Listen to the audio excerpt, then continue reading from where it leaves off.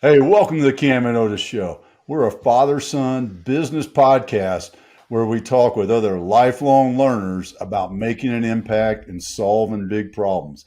And folks, I have been anticipating this show for quite some time, partly because Amy's fun to talk to, partly because her her business name is even more fun.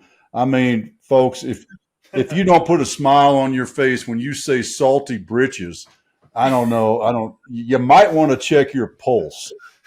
Amy, how you doing today? It's great to see you. I'm doing great. Thanks for having me. I'm looking forward to this as well. Hey, so I just got to know, how did you go from mom and corporate job to, all right, well, let me just start my own business and make a product. How'd that happen? Yes, I like to say I'm a reluctant entrepreneur, and it was out of mama desperation. But this is a second chapter for me for sure. I mean, I was in my 40s, never anticipated starting a business this late in life. Never had the desire to do that.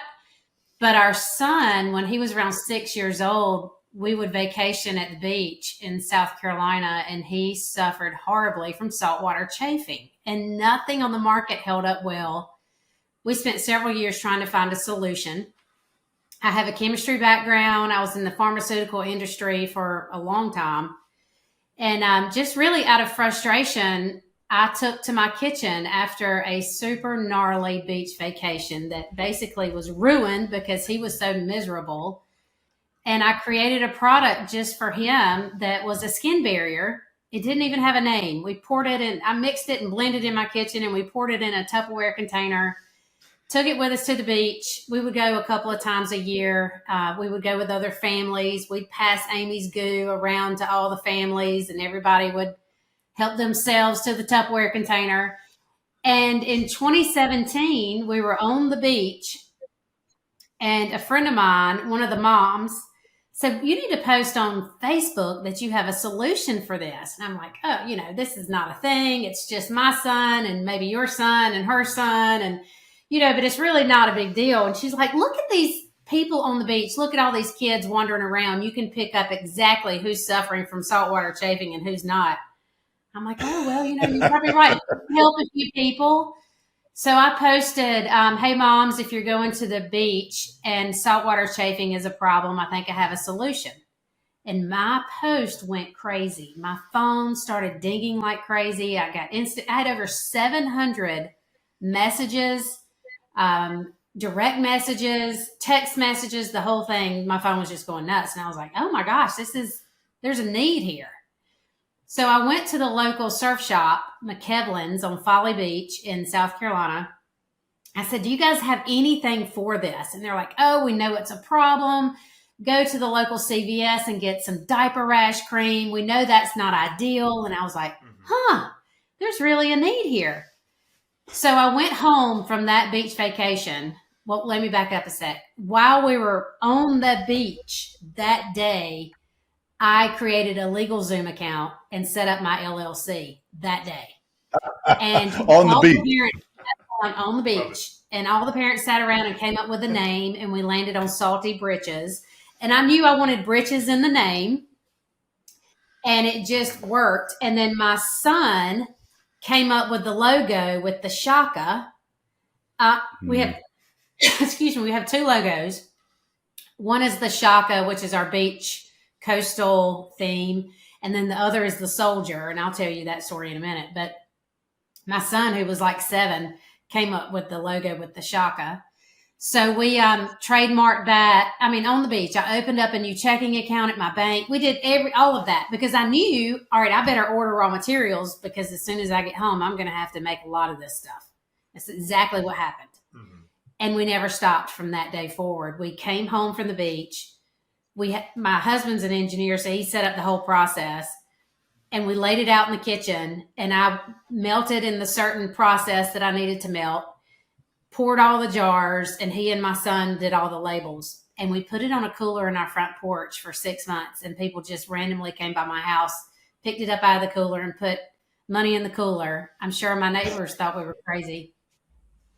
That went on for a while until I realized, holy cow, something has to give. I cannot continue to travel all the time and do my full-time gig here that I had been doing for over 15 years. I can't keep doing this and try to handle this little side hustle. I mean, this is crazy. And I knew we were onto something when I was hearing from people that I didn't know, that were not in our immediate circle of friends and family. And then some stores contacted me and said, hey, why don't you let us sell that for you? And I thought, oh, that would be a total relief. But there's a whole new set of challenges there. Let me figure that out. Oh, yeah. So after about 6 months to 8 months of just hellacious dual efforts, I went to my husband and said, you know, we've either got to jump off the bridge and just go all in here, or I got to cut this out. Like I cannot keep up. And he said, you were still cooking it in the kitchen, right? You're still doing all your chemical mixing in the kitchen like a witch doctor. Yeah, no, it's ridiculous.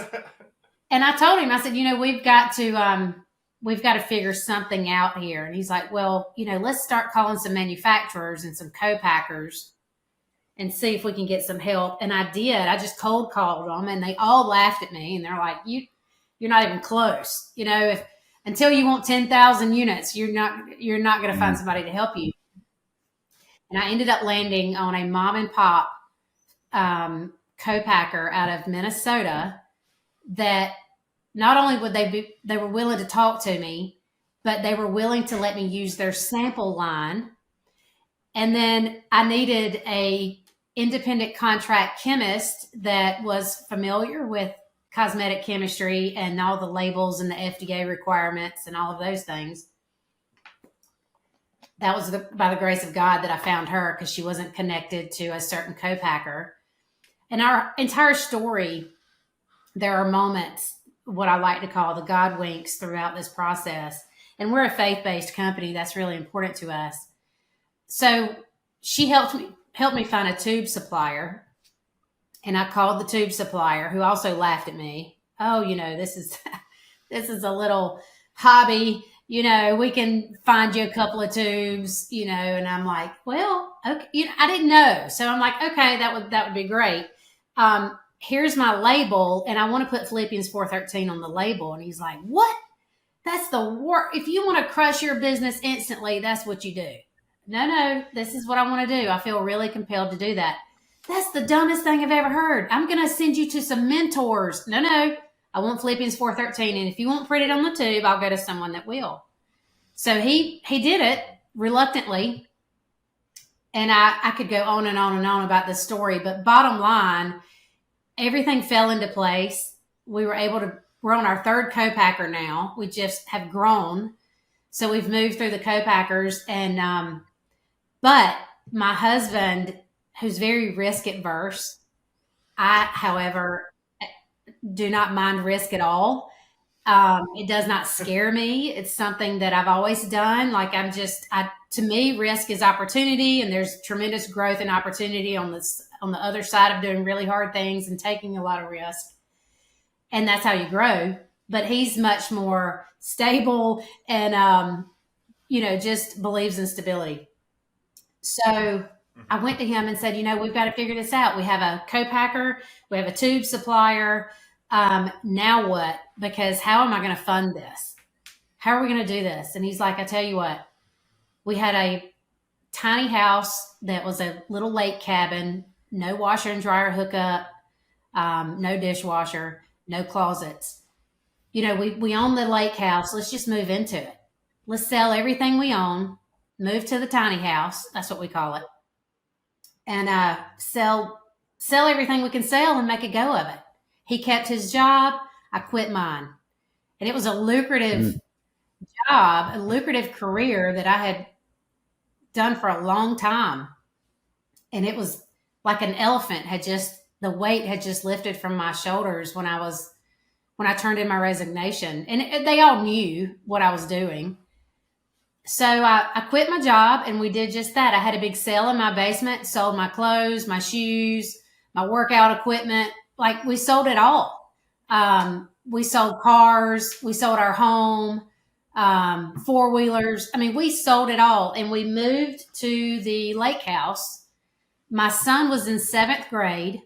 He had grown up at Christian school. We took him out and moved him to took him out of private Christian school, moved him to public school in a new school district in a new town where he did not know a soul. I mean, we moved everything. We moved churches, banks, we moved it all, and moved to this new town and started over. And boy, the lessons in that for my son in the 7th grade. He knew why we were doing it. And he actually came to us and said, I know this is the role that I have to play.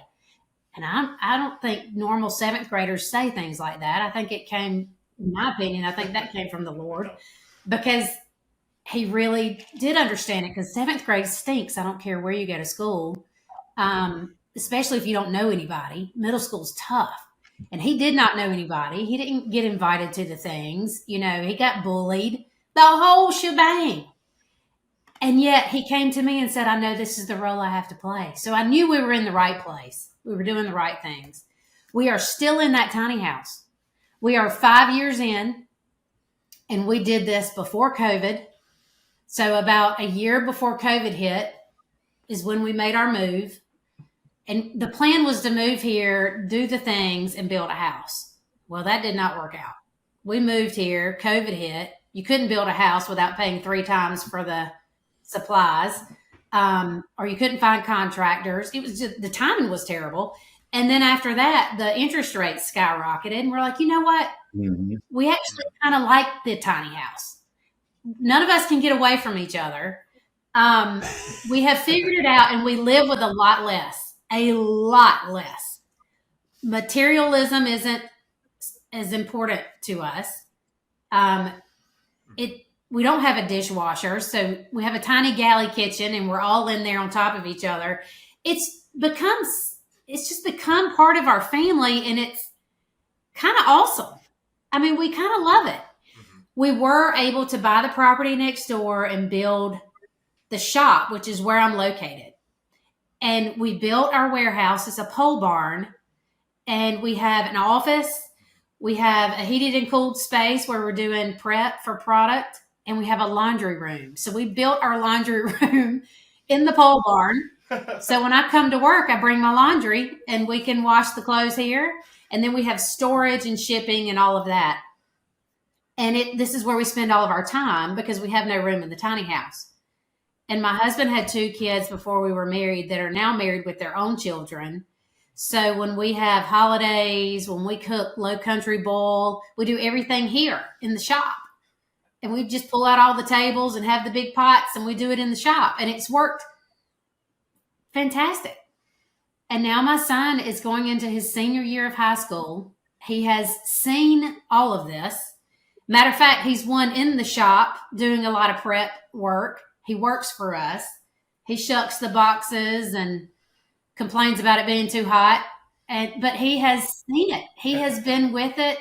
I actually took him when he was around 12. I flew him out to Iowa to meet with my contract chemist, to see my co-packer. He's been involved in a lot of this, and he's seen a lot of it, which is, I think, been part of the gift.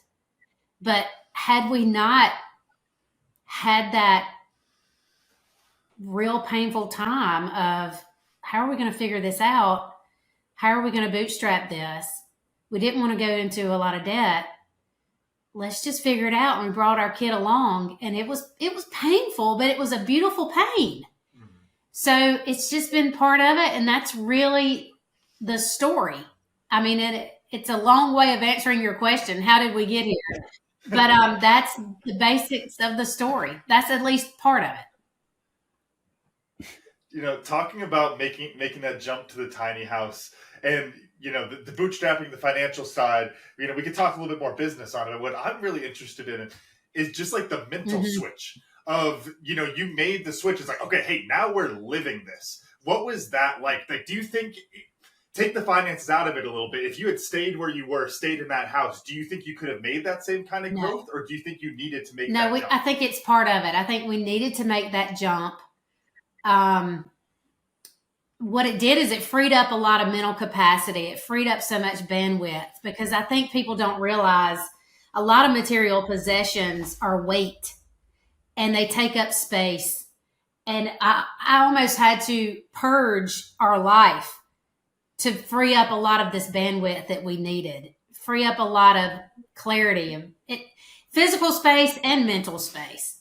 Because guess what? I have a lot less to think about because I have a lot less of stuff. Mm-hmm. And that freed us up in a sense to really open our minds into what's important and what's not important.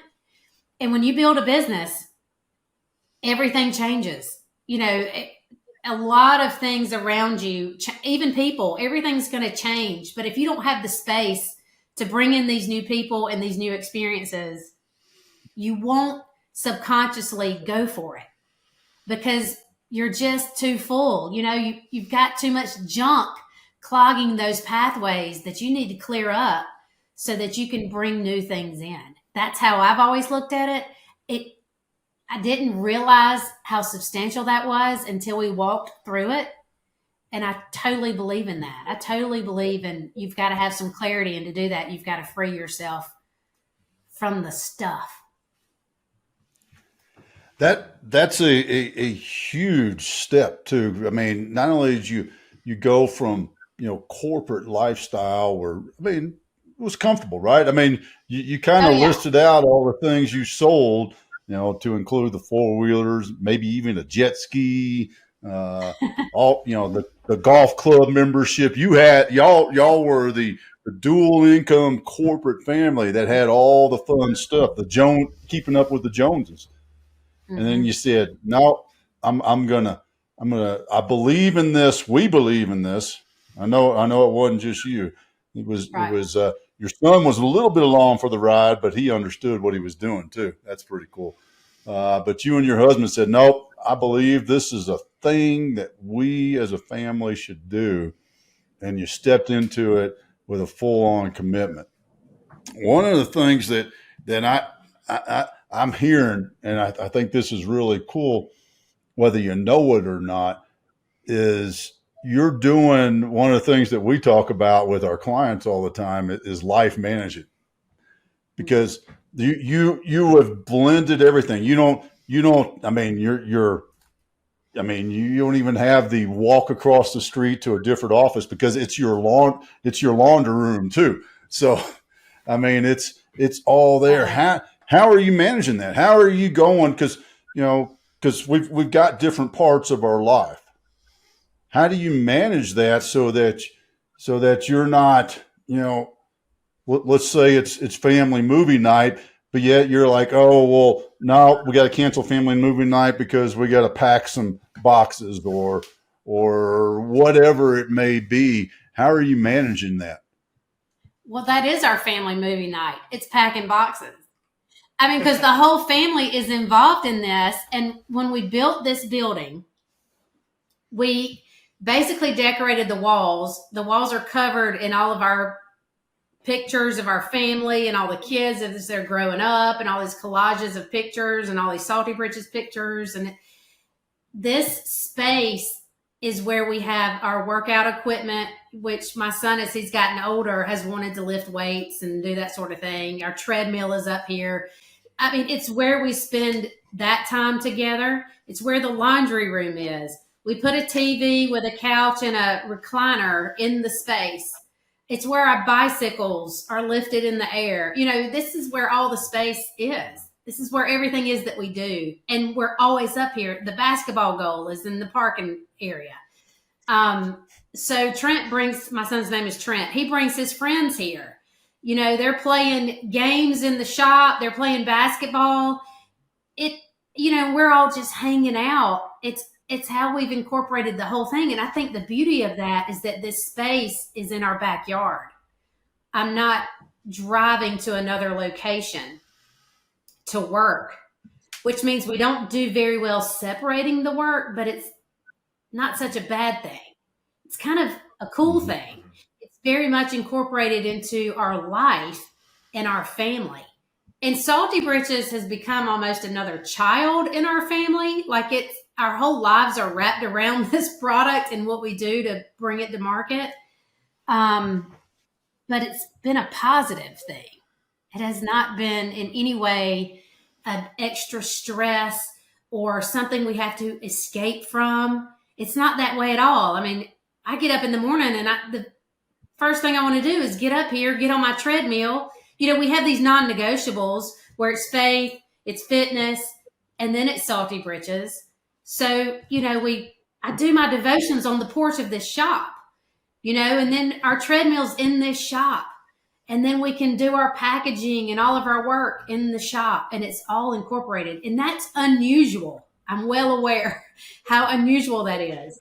You know, we're not getting in our car and doing what 98% of this country does and commute to a building, a job, a cubicle. It doesn't look that way for us. When we designed this, we designed it to incorporate it into our family. So it's not that we're sacrificing family time. It's that it's all the same thing with our whole family. I love that. It reminds me a lot of almost like, it's like, really, you're living on the farm. Yes. Everything is centered around what's going on the farm, right? So you're always built around that.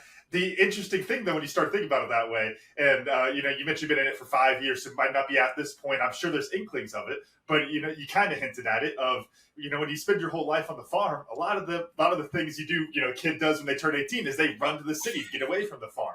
That burnout happens when it's your whole life. It's an amazing thing when you enjoy it. But then as soon as that pain starts to creep in, the pain is everywhere because it is your whole life. You probably had a little bit of an inkling of that so far in this first 5 years. Looking forward, though, how do you think you can manage that? Not just Trent, because that's the easy example, because he gets old and he wants to go run off and, he's a kid. It makes sense. For you, though, how do you manage that of in the future when Salty Britches is stressful and not in a good way, not in the let's go get this done way, but in the I need to step away? What's your plan looking forward? Well, that's a great question, and I appreciate the question. And it's a skill set, and it's a mindset, and it's a decision.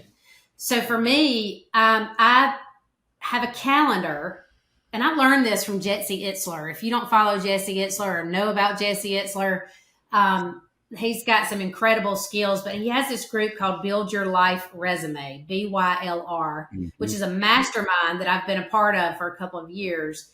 And he also has this club called the Big Ass Calendar Club. And what he teaches is that you're very intentional about your calendar in advance. So you book out different experiences well in advance. Now, these are not vacations. These are experiences. So, and then he encourages you to set up a masogi once a year, which is you schedule something on your calendar that scares you to death, that is hard, that you have to train for.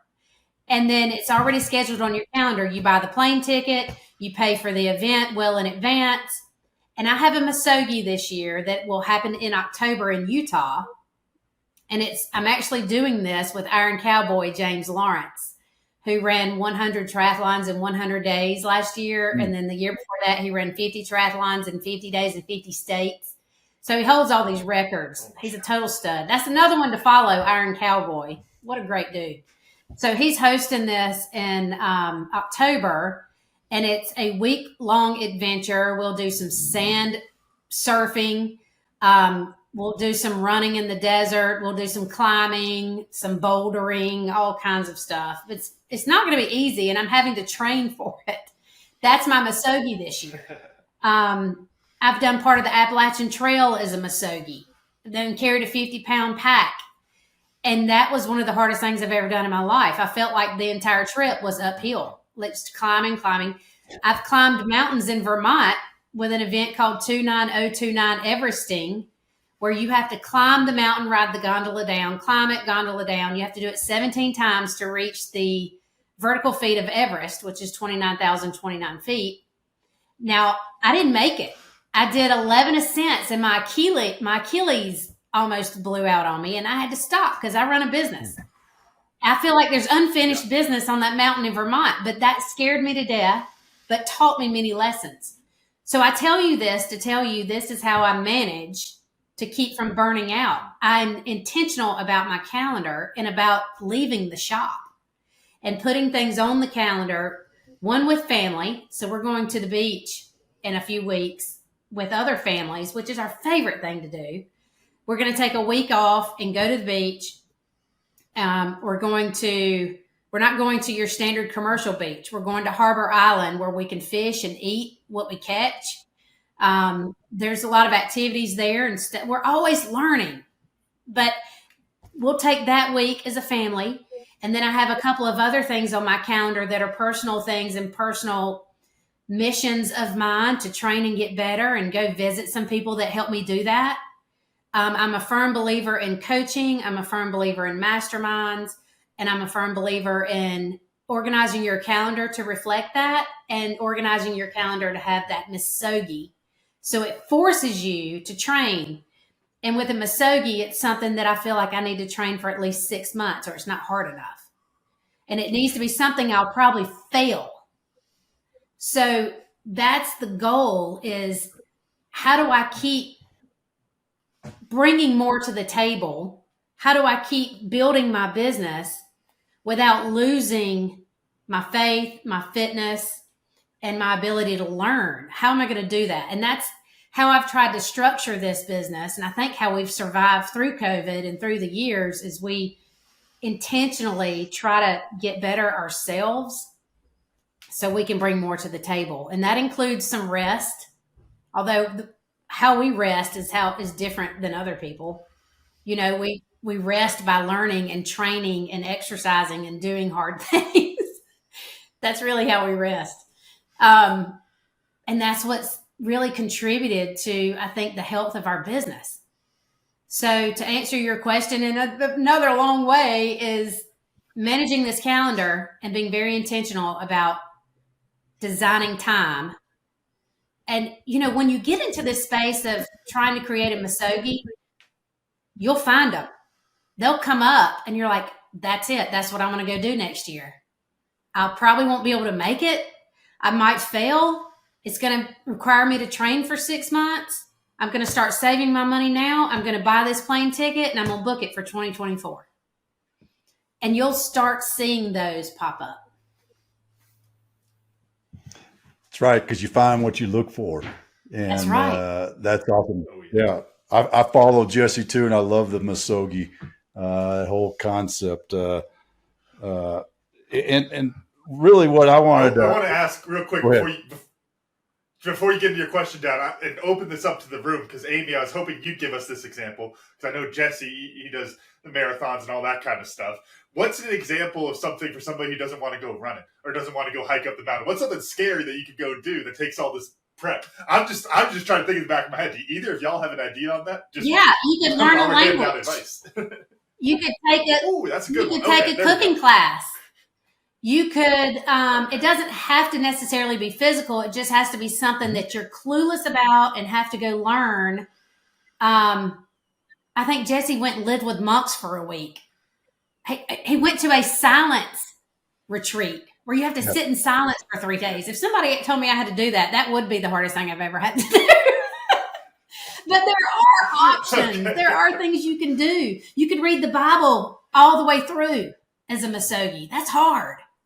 You know, and that's a mindset and a skill and something you have to really book time for. So instead of booking time to get on your treadmill, you're booking time to invest in the Bible. You know, there's so many things that I have on that's one of them that's on my list that it's been hard for me. I've tried many times and I've not completed it.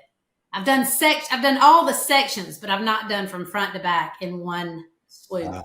But yeah, there's lots of options. Okay, good. I just figured you guys could help me think of one, because I just kept thinking of other physical activities. I was like, we got to give another example out here for people who don't want to go hiking or run marathons. Well, for me, endurance is important, and I need a lot of energy to be able to manage all that I'm managing. And the best way I have found that is through training physically.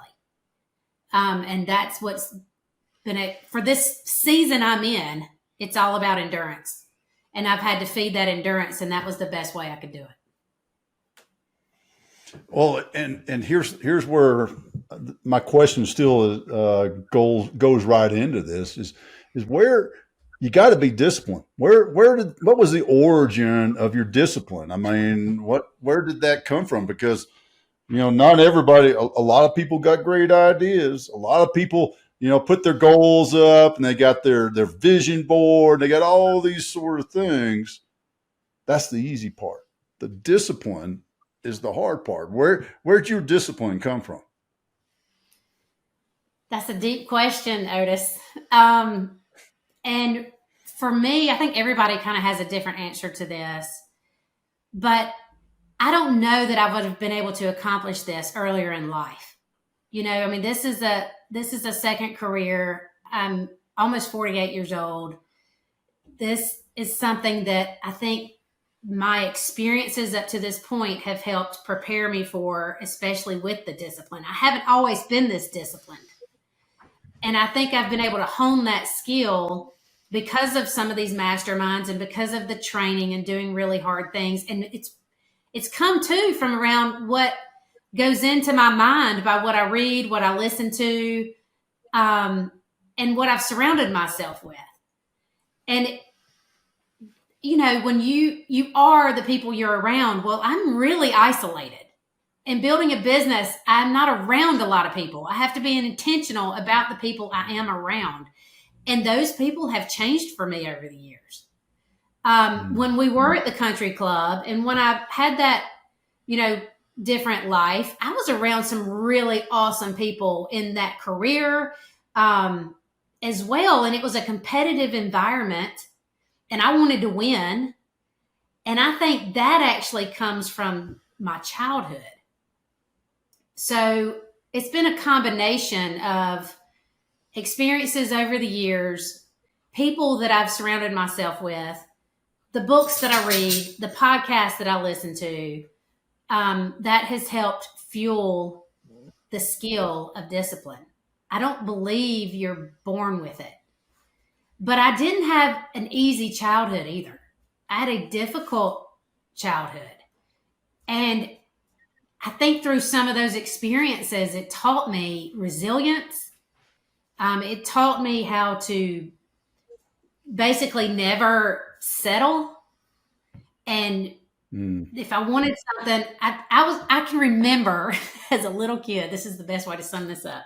I remember walking into my mom's bedroom and she had a book by James Dobson, How to Raise a Strong-Willed Child. And I remember thinking, like, am I that hard? Yes, I was a strong-willed child.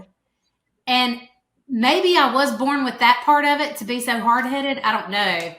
But I had a tough childhood that taught me a lot of good things. And I really struggle with this because I don't want to give my kid everything. And I know he's probably been a little more spoiled than he should have been because there's a lot to be said for having it tough and figuring it out and working really, really hard because you weren't given things. That's a gift. It's probably been the best gift I've ever been given. And there are relationships that were lost. There were normal things that most people grow up with that I didn't grow up with. And I think that was ultimately a gift. And I didn't recognize it that way until I was much, much older. But that's probably where it started, probably where I cut my teeth on my fortitude and determination. And then I decided in high school that I wanted to be a pharmacist. So I went to college, which I paid for, and I majored in biology, which was easy for me. And then I realized I didn't want to be a pharmacist and I was not going to be able to get a job with a biology degree. So I transferred and changed my major to chemistry as a junior, which I did not enjoy, which was very, very hard for me. But I knew this is a short amount of time of a lot of pain that's going to open a whole window for me of opportunity, because if you have a chemistry degree, you can do anything. And I had a really good mentor in college that helped verbalize that for me. And that was why I changed my major. I knew this was going to be terrible, painful. I was going to spend my life in this chemical lab, which I did for a couple of years. And then I had a chemistry degree, and I got recruited out of college to work for a manufacturing company that was very difficult. And I spent 5 years there cutting my teeth in a hot plant with safety glasses and steel-toed boots, climbing the ranks. From there, I got promoted to a new job in apparel, and I worked with Under Armour before anybody knew who they were. And I worked with Kip Fulks and Kevin Plank right after they'd bought a bunch of fabric from our company, and they didn't know crap about textiles, and they threw me into that role. And I traveled all the time, 24 hours a day, 7 days a week, pretty much for 2 years. And then 9/11 happened. And I was actually supposed to be on the plane from Charlotte to LaGuardia on the 12th of September, that same plane. And that changed me. And New York was part of my territory. So I was on the first plane to New York when the flights started flying. And I got to see it all. I saw all the smoldering. I saw the piles. You know, we were based in Manhattan, downtown. And it changed me. And I decided, this is not the life I want. It's been very difficult. I really wanted to have a family. I wanted to be a mom, and I knew I couldn't do it with that sort of traveling and op tempo. So I decided, I think I want to be a pharmaceutical rep. That looks fun. They make good money. So I just applied. I applied to Pfizer. I didn't know a soul. I didn't have a network in that space. I just called the company in New York. That's where they're headquartered. Said, I think I want to do this. Okay. That's not typically what people do, but can you send me your resume? Sure. I sent her my resume, and I had the job in 2 weeks. And I sold Viagra when it first came out. And I just don't take no for an answer. And if I see something, I'm going to figure it out, even if it's going to be super hard. But I've had these experiences through my life, and I think that prepared me to launch my own business in my 40s. Could you talk a little bit about your, creative process, your approach to problem solving? Whether it's with the original mix, original chemical mix that you came up with that day, or as you look forward at things, how do you go and you see that problem and then come up with the solution for it? What's that process like? That's a good question too, Cam. I think I work backwards. So for me, I'm constantly problem solving. That is what you do as a small business owner. You are constantly figuring stuff out. I mean, it never stops. So for me, if, for example, there's a new program on the computer and I have got to figure it out, I'll give you one I'm in the middle of. I have to figure out an inventory process that incorporates all of my raw materials, all of my suppliers, my final product. What I'm working with now is only a partial piece of that. And as I've grown, I have got to get to a place where I can bring in a better process. So I have the end in mind. Okay, this is what I want it to look like. That if I had it perfectly, this is what it would look like. And I do this on paper. I am old school, notebook after notebook after notebook. I just can't do this electronically. That does not suit me. And I think simply because, like legit, when I went through college, we didn't even have computers. I did all of my lab work on a word processor where I literally had to measure the margins with rulers, So I'm comfortable on paper, but I've been able to keep all of these notebooks that basically give a whole rundown of everything I've done. So I start out with what is the perfect solution? And I write out what that looks like. And then I have to back it out and give myself sections. And what I like to say, get to the next tree. I just take one section at a time.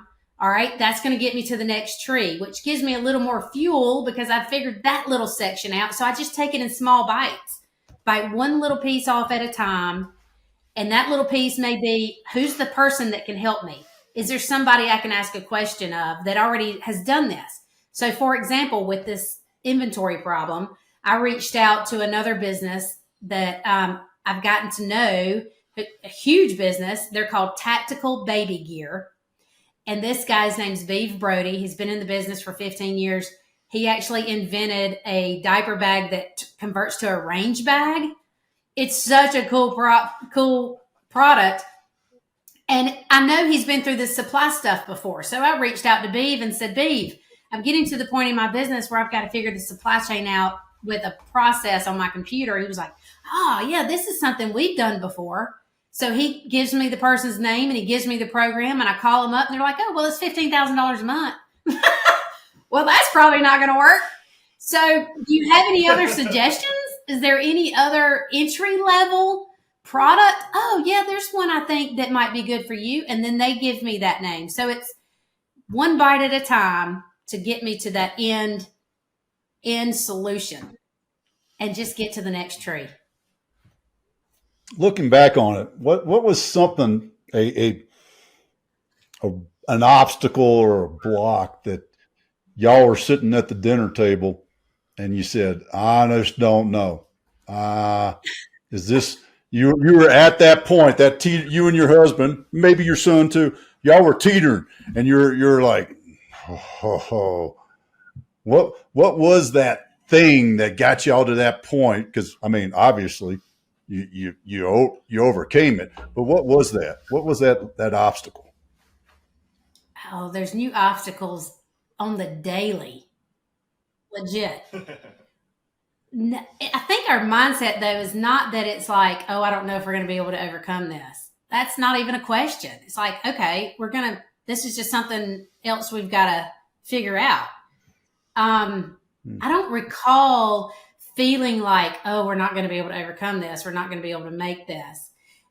And I think part of that too is because of my husband. He's probably the hardest working man I've ever met in my life, who is super positive. Where I can teeter on the side of negativity, he's always on the side of positivity. And he helps reframe things for me. So when I come up to a really tough challenge, inventory, supply chain has been a real hard one, especially through COVID, because we're doing this so differently that we won't even import our packaging from China. We do not do it. It makes it 10 times harder because there's not a lot of suppliers for packaging in the US. And because we're so small, nobody wants our business because there's much bigger companies ahead of me. But I just haven't taken no for an answer. That was one of them where it's like, this is the package I want, but it comes from China and doggone it, I'm not pulling it from China. I'm not going to do it. So we have just pushed and pushed and pushed with suppliers that have found other products that are standard that other companies are already buying. So they just put us in the mix and make an extra 20,000 for Salty Britches. Like we figured it out, but that supply chain has been an ebb and flow from the first day of this because we've always under forecasted. We've always sold out of product. I'm just about to hit that now.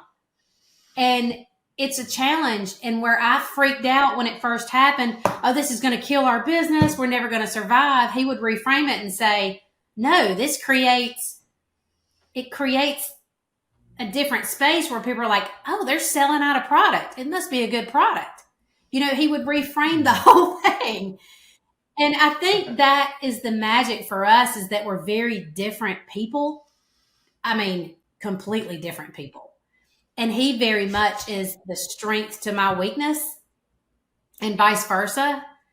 So it's helped because we can manage through the challenges, which are really opportunities because we learn from them. And we can do that from each other. Now, that always isn't the prettiest process. I mean, sometimes we holler. Sometimes I cry. You know, sometimes we have to leave and come back because we're mad. You know, it's normal. We've been married almost 21 years. That's normal. But it's healthy too. And we're both really type A personalities. So we both believe we're right all the time. That's taken some practice. But I think to answer that question, that's really it in a nutshell. What's something that drives you to, or how do you know? Because I've always been fascinated with everybody's, this kind of goes along with what Camden said about problem solving and how you solve problems. But how do you determine that, all right, well, let's do something new.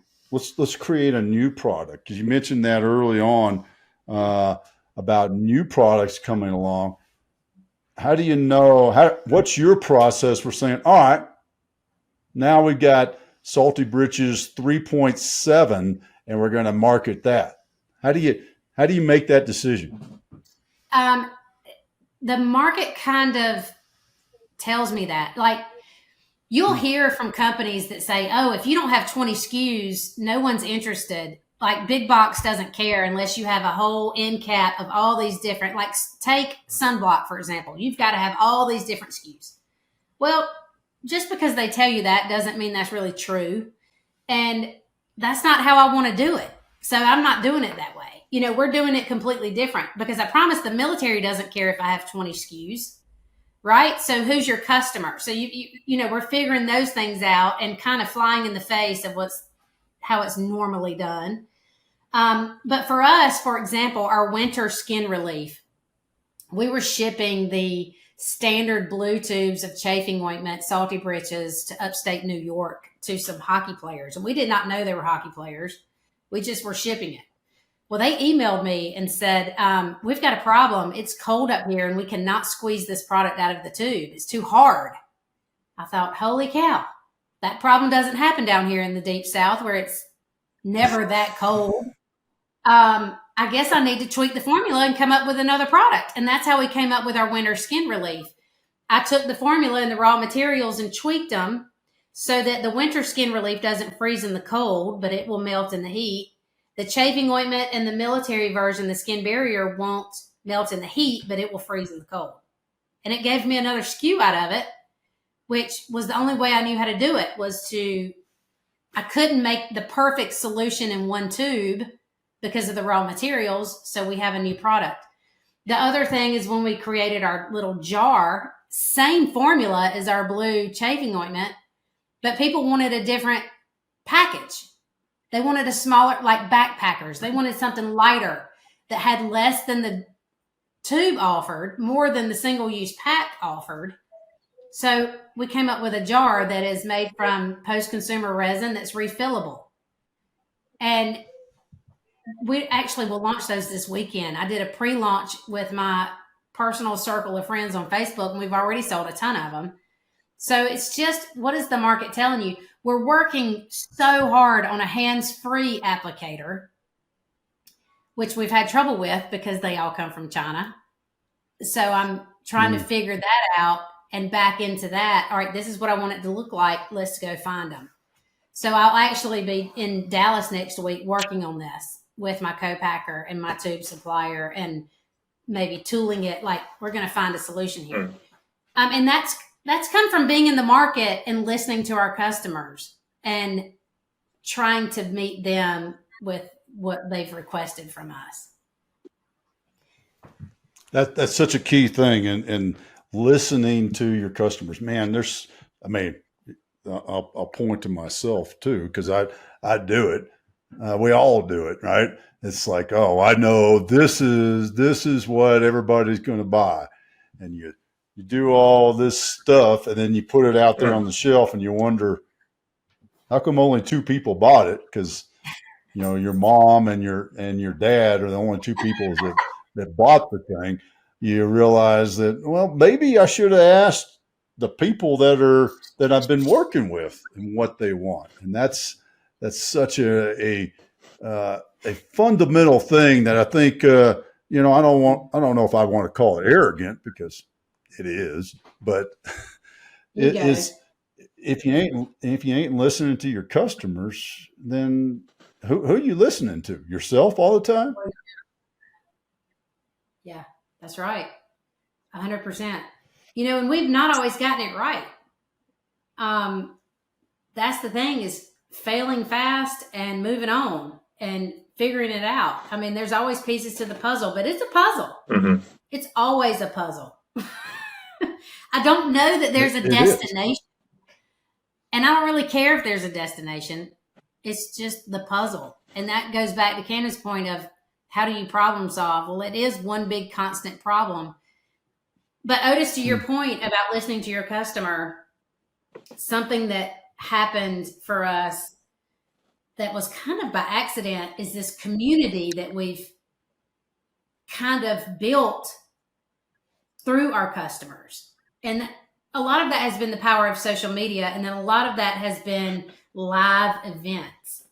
And we knew early on, and this probably goes back to who we are, but we knew we wanted to work with really hard chargers. That was going to be our customer. It's not to say that any other customer is not, someone we care about. That's not true. But we wanted to prove this product in the most difficult environments. Well, that's your ultra marathon. That's your triathlon. That's saltwater. That's surfing in the ocean every day for 2,000 days. That's your special forces, your operators, your firefighters, your woodland firefighters. It's those wearing uniforms when it's 112 outside. It's those spaces that our competitors won't put themselves in. That was the niche. That was the opening. That was the unmet need. And we identified that early on and then based our business plan around that. And that includes live events, races that we go to and have a tent, single-use packs and samples that we've sent different groups of people that are doing really hard challenges. 3 guys out of our community, they're ambassadors of ours, just today started on Vol State, which is a 300-mile race across the state of Tennessee. And they have 10 days to do it. No aid stations, no hotels. You got to figure out your food, your hydration, and your sleep. And you've got a certain amount of time to do it in. And it's in the hottest month of the year. And those are our customers. Those are the people that we work with. And if that's not a proving ground for our product, I don't know what is. It's the race where they're running for 40 hours consecutively.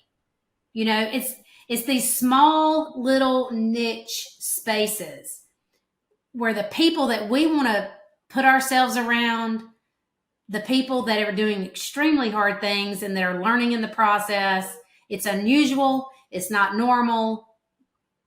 Well, that's not our goal. Our goal is not normal. So those are our customers, and that's the spaces where we have found ourselves, where we have thrived. And it's created this word of mouth in this community because we've never had to pay for ads. We don't pay ambassadors. We don't pay for any of that. Well, that's the standard protocol. Well, you got to have all these SKUs. You got to hire a marketing firm that costs a fortune. You got to get all these big social media influencers and you got to pay them a bunch of money. That's not how we did it. So that's the ticket. And that's awesome. And that Vol State thing, that sounds like something Jesse Itzler would do. I don't even think Jesse would do that one. But I know he uses Salty Britches.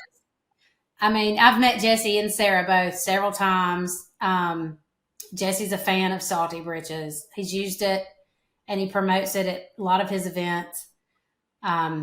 We've been grateful for that.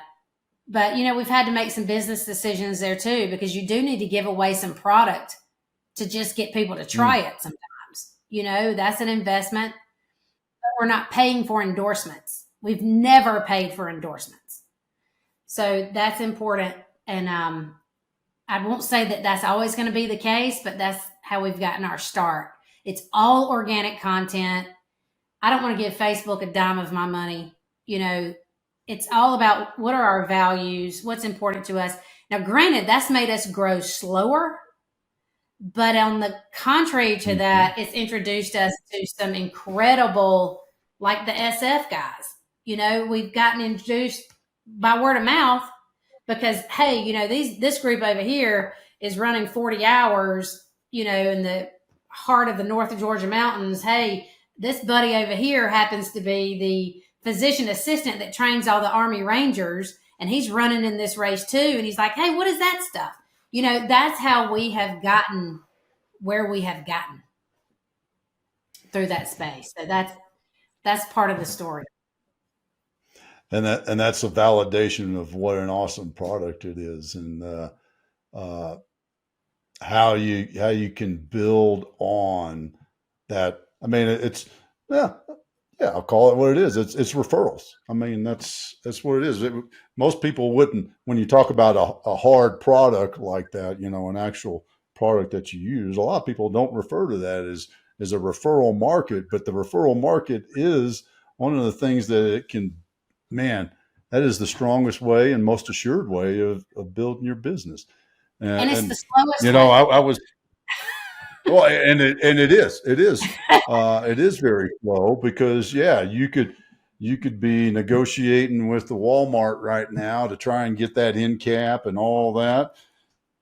But if that's not who you are, that ain't what you do, right? If it ain't what you, I think, I'm in this point of what did I learn? I'm changing mine to the fact that how important it is to stick with your values and be who you are, be your authentic person, be your authentic self, be your authentic business. Your business should be a reflection of who you are. The fact that you say it's a faith-based business because you're faith-based, then it should be. And I see so many people screw that up because they try to, they want to get this type of investment, but that investor says you got to do this, or the model says you got to do this. I was just talking with a friend of mine right before our show about that exact thing, and we were talking about the rungs of startup from you got to have friends and family investors, and then you got to have this other thing to invest, and then you can go to a seed round, and then you can go to it. You don't have to. Yeah, I mean, There's lots of you've ways to proven skin that cat. already with I mean, you're proving that with Salty Britches. You don't have to. There is no law out there that says this is what you have to do. Now, if you want to work with some organization that says you have to do that and you're dead set on working with them, that investment or whatever, then okay, then you got to do it. But it all goes back to being who you are and keeping that faith, keeping your values. So that's a great reminder, and that's my lesson learned. That's my foot stomper because I think y'all are demonstrating that and demonstrating how important that is. Camden, how about you? What'd you learn? I'm back. No, so what I learned was, talking about the problem solving and Amy talking about your process. One of the really interesting things, one of my favorite questions to ask people, Dad, is like the magic wand solution. And it's one of those things I enjoy because it's abstract, but you really played this out for me. If it's like, no, you start off at the magic wand solution and you can work back from there. Like, okay, if you could just change everything, what would you change? All right, we'll do this. And it's like, okay, well, you can't change these 10 things, but you can change this one. And you can keep working your way back from there. So it just kind of re-solidified to me how important working in those abstracts, working in that perfect situation, working for those magic wand solutions, how important that is, as long as you take the time to work backwards from it so you can actually solve the problem instead of just staying in fantasy land, of course. Yeah. Amy, how about you? What'd you learn? Well, it's rare that I actually sit down and spill out all of this, because I'm in it. Mm. I'm living in it every day. I don't sit around and just talk about it. So kind of hearing myself is like, oh, daggum, we have done a lot. We really are sticking to what our plan was. We've had a plan. We wrote it down on paper. We've measured everything against that value system. If it hasn't measured up to that value system, we just haven't done it. We haven't gotten it all 100% right.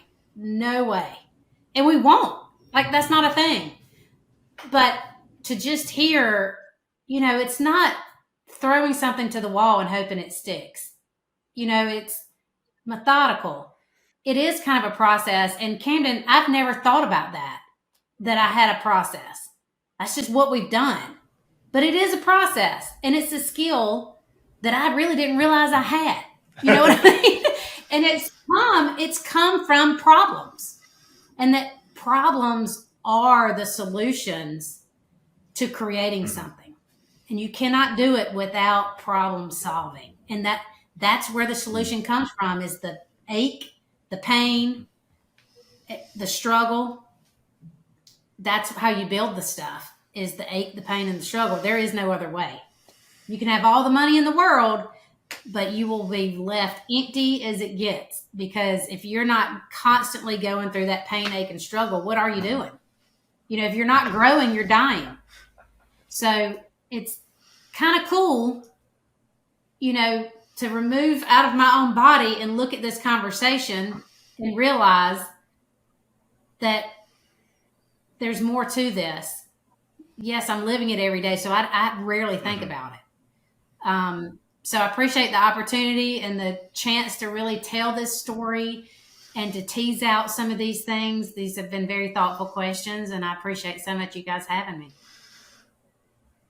Awesome. Well, thank you. And how do folks find you, see what's going on? What the next place that there'll be a Salty Britches pop-up?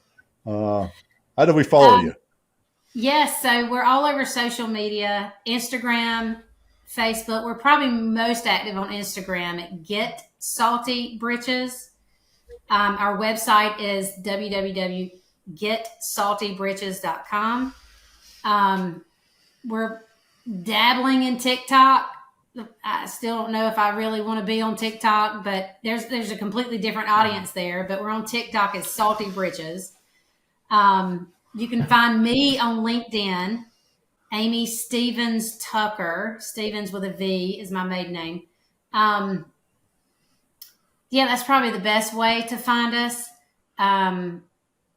We're easy to find. You can just Google Salty Britches and you'll find us. So as far as the next pop-up, there are several live events that we'll be a part of in August. I have a small team, so we all kind of deploy ourselves to different places. We will be at the Georgia Jewel in September, which is a 100-mile trail race. It's really gnarly.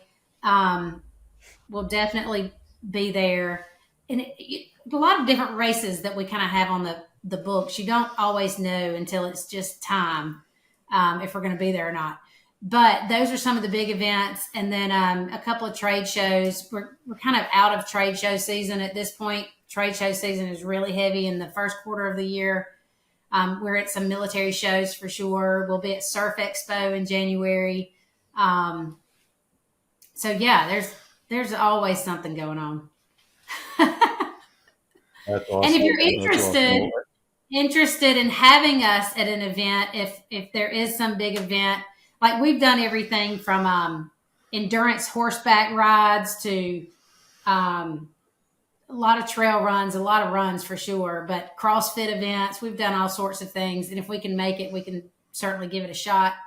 But you can just message us. There's a contact us message on our website, or you can just DM us on Instagram. That's awesome. Well, thank you so much for your time today and sharing some of y'all's story and some of those lessons. That's really awesome and really powerful. Thank you. I appreciate it. Camden, run us out. All right. Thank you all for listening to the Cam and Otis Show, and a special thanks to our guest, Amy Tucker, for joining us today. If you enjoyed today's episode, make sure to pass it along to someone else so they can enjoy it too. Make sure to follow the Cam and Otis Show on Facebook and Instagram, and you can watch full videos of the show on our YouTube page. And while you're there, hit that subscribe button too. As always, the full archive of our episodes is available at www.camandotisshow.com. Thanks again. We'll see y'all next time.